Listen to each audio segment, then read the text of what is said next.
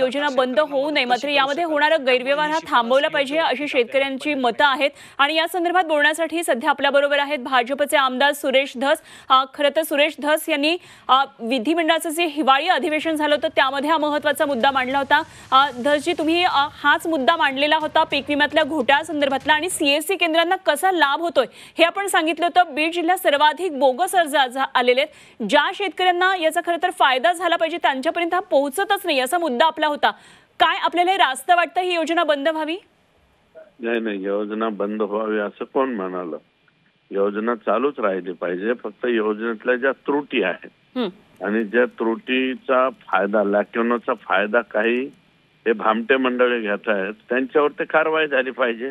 राज्याचे मुख्यमंत्री यांनी स्पष्टपणे सांगितलंय की ह्याची सखोल चौकशी होणार आहे। ते चौकशीचं आता ऑर्डर निघते, बहुतेक एक विभागीय आयुक्त यांच्या अध्यक्षतेखाली ती समिती नेमेल आणि जे हे घोटाळे जाणीवपूर्वक करणारे आहे त्या चोरांमुळे सगळ्या शेतकऱ्यांचे पीक विमा योजना बंद करायचं असं कोण म्हणलं?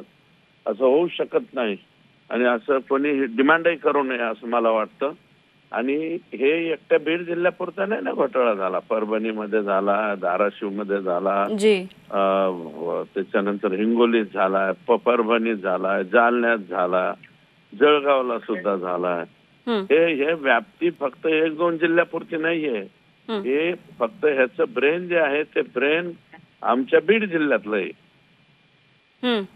ब्रेन बीड जिल्ह्यातलं आहे, त्यांनी हा सगळा पसारा व्यापलेला आहे सगळीकडे। म्हणून याची चौकशी सखोल चौकशी झाल्यावर कदाचित संघटित गुन्हेगारी अंतर्गत सुद्धा यांच्यावरती गुन्हे दाखल होतील हे भामट्या लोकांवर।